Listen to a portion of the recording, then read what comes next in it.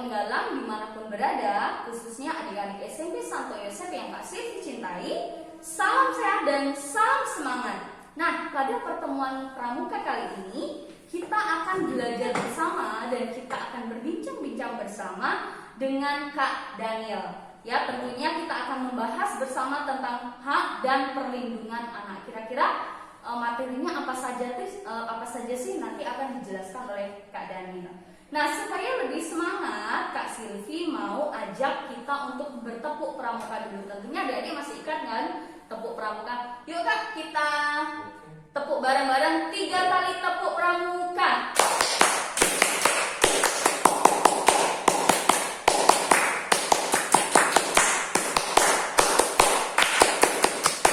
Wow, ternyata adik-adik sangat semangat. Terima kasih karena sudah menunjukkan semangat pramuka untuk kita semua. Nah, seperti yang sudah Kak Silvi sampaikan tadi di awal, bahwa di samping kakak itu sudah hadir Kak Daniel. Beliau akan menjelaskan kepada kita semua tentang hak dan perlindungan anak. Nah, Kak Daniel, salah satu alasan mengapa kita sekarang membahas tentang hak dan perlindungan anak itu karena memang ada di SKU Penggalang ya Kak ya, yang merupakan syarat utama untuk ketuntasan, melihat kecakapan anak-anak, melihat kecakapan adik-adik apakah mereka sudah menguasai materi atau belum. Betul. Nah, pada di SKU Penggalang itu berbunyi seperti ini.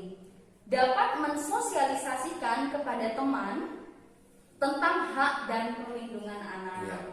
Nah, berkaitan dengan itu Kak, sekarang kan marak sekali terjadi kekerasan pada anak, kemudian pembulian, kemudian kekerasan seksual. Nah, kalau menurut pandangan kakak gimana nih Kak, baik korban dan pelakunya? Baik, kalau berkaitan dengan korban dan pelaku, tentu di situ terkhusus untuk korban itu perlu mendapatkan yang namanya perlindungan, perhatian, terus konseling secara khusus, secara mandiri. Artinya memang untuk lebih menguatkan mentalnya, jiwanya, lalu mengarahkan pada pikirannya supaya tidak mengalami yang namanya trauma-trauma yang membuat anak itu mungkin secara psikologis, secara psikis itu nanti mengalami kemunduran mental akibat hal-hal yang tidak seharusnya dia terima. Misalnya saya katakan pelecehan seksual dan sebagainya seperti itu kan satu bentuk contoh kasus bahwa itu sudah dialami oleh si A, saya sebutkan itu satu bentuk pelanggaran, diskriminasi atau kriminal yang seharusnya tidak dia terima. Begitu.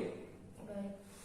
Ya, kalau untuk pelakunya gimana? Nah, untuk pelaku sendiri sebenarnya kalau mengacu pada peraturan perundang-undangan yang kita terapkan di negara kita Indonesia, itu tentu akan ada sanksi atau hukuman yang akan dia terima, tetapi tetap mengacu kepada yang namanya peraturan perundang-undangan yang berlaku di Indonesia. Karena memang sebelum usia 17 atau 18 tahun, anak agak susah atau sulit untuk kita kenakan sanksi pidana. Begitu. Baik.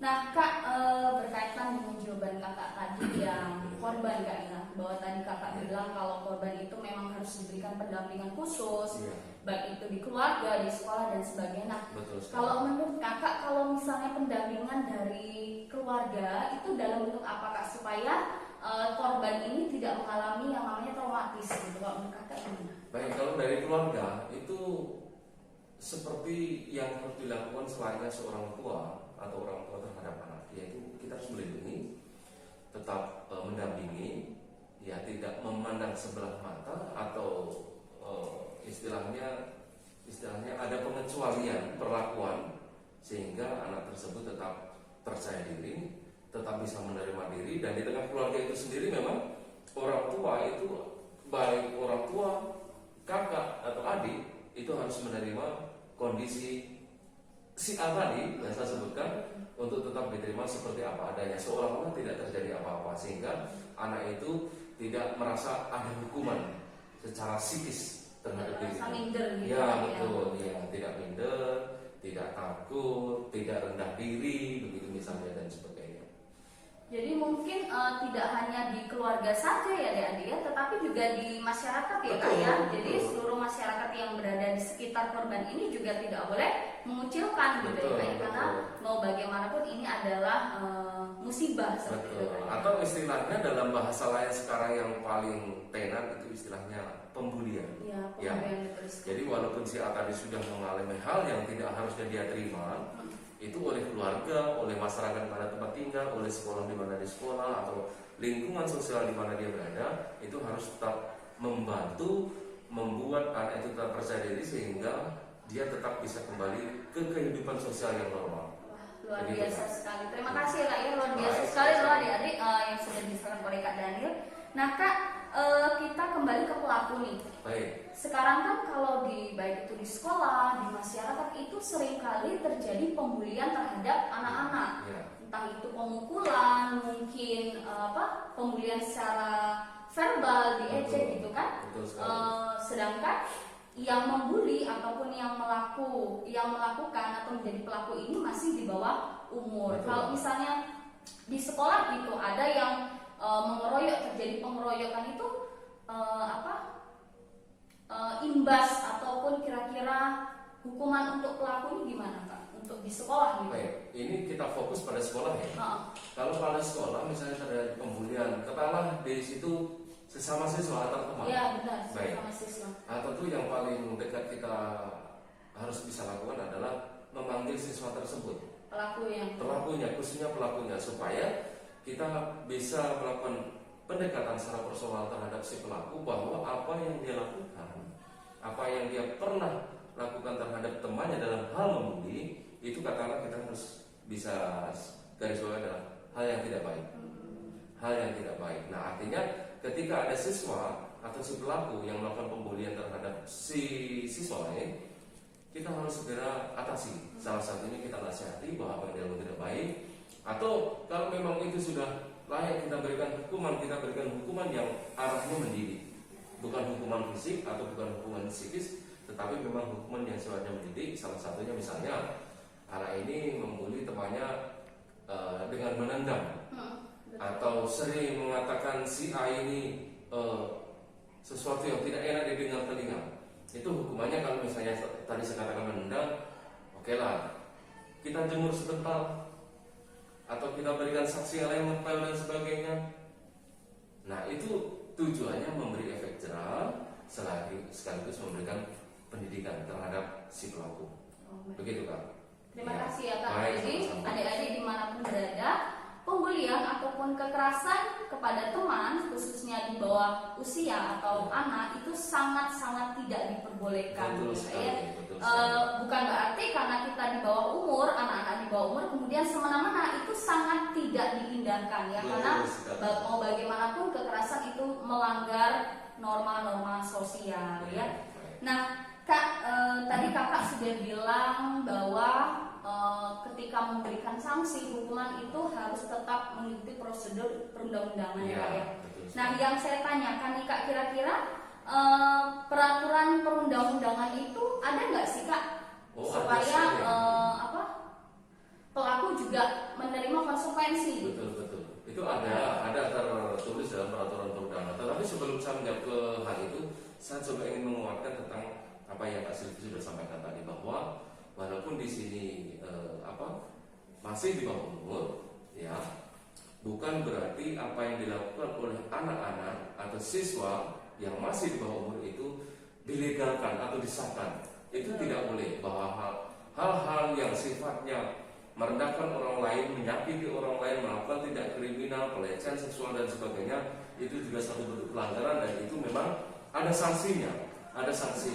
Nah, tetapi kalau kita mengacu pada peraturan perundang-undangan yang sedang berlaku di Indonesia, terkhususnya berkaitan dengan pelanggaran hak, maksud saya pelanggaran apa? Tentang hak dan perlindungan anak, kita akan coba baca pada peraturan perundang-undangan nomor 3, ya, maksud saya pasal 3 nomor 23 di tahun 2002. Di situ kalau boleh saya bacakan sebentar. Bunyinya adalah begini: untuk menjamin terpenuhnya hak-hak anak agar dapat hidup,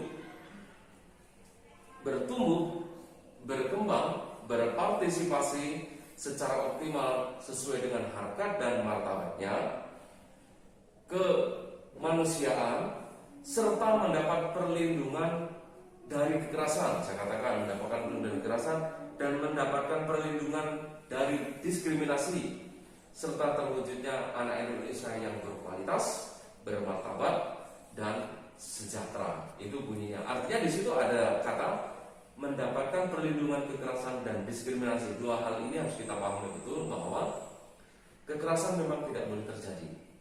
Baik itu dalam keluarga, sekolah, tempat bermain, atau dimanapun berada, itu memang tidak boleh terjadi. Lalu kriminal juga tidak boleh terjadi, diskriminasi tidak boleh terjadi, karena memang di situ ketika terjadi itulah yang disebut melanggar hak dan martabat sebagai manusia.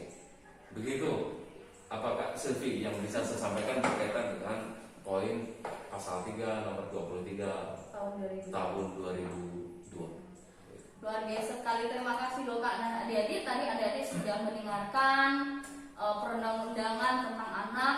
Kemudian di sana juga sudah dijelaskan bahwa diskriminasi kemudian kekerasan itu tidak boleh terjadi. Bahkan sebenarnya tidak hanya di usia anak-anak saja, sampai tua pun itu diskriminasi dan kriminalitas itu tidak boleh dilakukan, begitu ya? Kak? Betul sekali.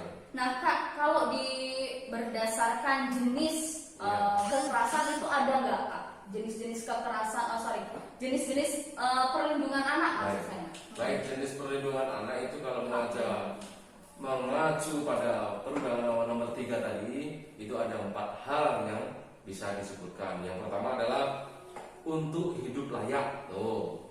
Artinya hidup layak seperti apa?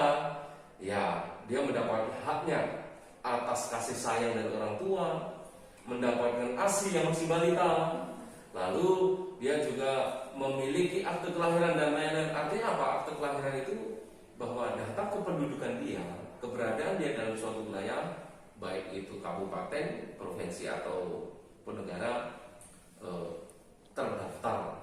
Begitu, artinya memang ada keabsahannya berkaitan dengan kependudukannya. Lalu ada hak berikutnya, itu Kak Silvi, yaitu hak tumbuh dan berkembang. Nah itu maksudnya apa? Ya, hak tumbuh dan berkembang, yaitu dia punya hak untuk mendapatkan pendidikan yang layak, lalu memiliki waktu istirahat, bermain, belajar, istilahnya sesuatu yang menyenangkan, mendapatkan gizi yang baik, mendapatkan pergaulan yang baik. Itu adalah hak-hak untuk bertumbuh dan berkembang. Perhatian. Ya, kenapa? Bertumbuh itu bisa dari lingkungan keluarga, dari lingkungan di mana dia berada bermain, sekolah dan sebagainya. Berkembang itu berpengaruh bukan hanya pada fisiknya saya, tetapi pada psikisnya saja. Kenapa? Ketika dia hidup bersama dengan orang yang baik-baik, tentu cara berpikir dia akan baik-baik. Oleh karena itu, salah satu perundang-undangan di nomor pasal 3 nomor 23 ayat 2002 tadi mengatakan bahwa anak perlu mendapat perlindungan. Salah satunya juga perlindungan untuk berkembang. Nah, gitu. Lalu berikutnya adalah hak perlindungan. Hak perlindungan itu salah satunya terhindar dari kekerasan. Nah, itu salah satunya terhindar dari kekerasan. Kekerasan itu timbulnya dari mana saja? Banyak macam. Bisa dari rumah tangga itu sendiri, dari tempat dia bermain, atau di mana lingkungan sosial dia berada. Nah, saya rasa kalau contoh kekerasan saya tidak bersebutkan, bisa saja kekerasan verbal atau non verbal itu bisa terjadi, dan itu tidak boleh terjadi. Begitu Kak Sylvia. Lalu yang terakhir Kak, yaitu yang keempat ini Kak. Ya betul. Itu tentang hak partisipasi. Ya, hak partisipasi, yaitu misalnya adalah hak mendapatkan pendapat, menyampaikan unek-unek, menyampaikan gagasan. Lalu dia bisa berbicara dalam musyawarah kecil, contohnya dalam keluarga. Dia bisa berbicara terhadap orang tuanya, kakaknya, adiknya, lalu berhak untuk didengar. Terus yang terakhir adalah hak untuk mendapatkan pendidikan yang sesuai. Ya, mendapatkan pendidikan yang sesuai dengan minat, bakat, dan kemampuannya. Itu Kak Silvi yang bisa saya sampaikan berkaitan dengan hak-hak yang harus dipenuhi oleh anak di masa-masa remaja, atau istilahnya anak yang masih di bawah usia 17 tahun. Baik, adik-adik, tadi kita sudah mendengarkan jenis-jenis dari hak dan perlindungan anak itu apa saja. Nah, kita kembali lagi ke lingkungan sekolah, Kak, karena kan kita sekarang dalam agenda pramuka, Kak, ya. Betul. Nah, kalau di sekolah, Kak, kira-kira nih hak yang paling sering terjadi atau hak yang paling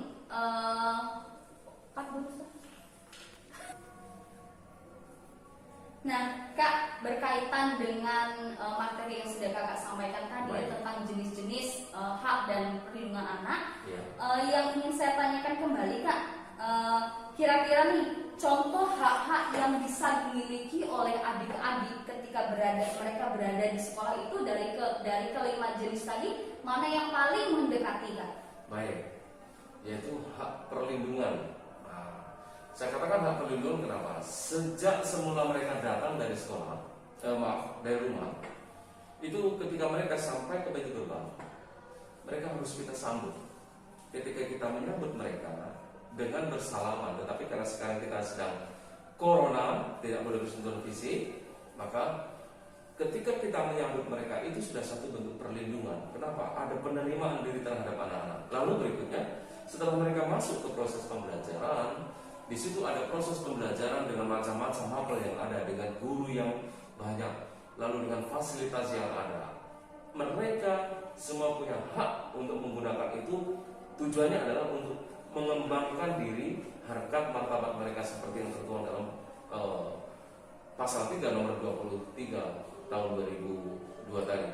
Nah, salah satunya saya sebutkan berhak untuk menggunakan perpustakaan, berhak untuk mendapatkan pelayanan kesehatan, misalkan anak-anak sakit, berhak untuk menggunakan WC, berhak untuk menggunakan peralatan olahraga, berhak untuk menggunakan ruang TIK. Semua itu adalah bagian hak dari mereka. Lalu mereka juga berhak untuk mendapatkan istirahat. Mereka punya dapat hak, istilahnya dapat hak untuk menerima perlakuan yang sama oleh Bapak Ibu guru di sekolah, di mana anak-anak itu sekolah. Gitu Kak Silvi. Oke, Kak. Baik. Jadi kalau misalnya saya menambahkan lagi salah satu haknya selain perlindungan tadi, yaitu hak berpartisipasi. Betul. Ya Kak ya. Jadi anak-anak di sekolah juga diberikan hak sepenuhnya untuk memberikan pendapat ketika pembelajaran, mengemukakan argumen ketika mereka berdiskusi dan sebagainya. Betul sekali. Nah, terima kasih Kak, Kak Daniel dan juga adik-adik atas perhatiannya. Kak Daniel, saya juga mengucapkan terima kasih atas materi yang sudah disampaikan, luar biasa sekali. Semoga adik-adik di rumah maupun di mana saja berada bisa belajar bersama, kita bisa memahami hak apa saja sih yang harus kita miliki sebagai anak-anak ya. Satu kalimat dari Kak Silvi dan Kak Daniel, bahwa kekerasan dalam bentuk apapun itu tidak diindahkan. Betul sekali. Baik, terima kasih adik-adik atas perhatiannya. Di akhir bincang-bincang kali ini, Kak Silvi dan Kak Daniel mengucapkan sampai jumpa.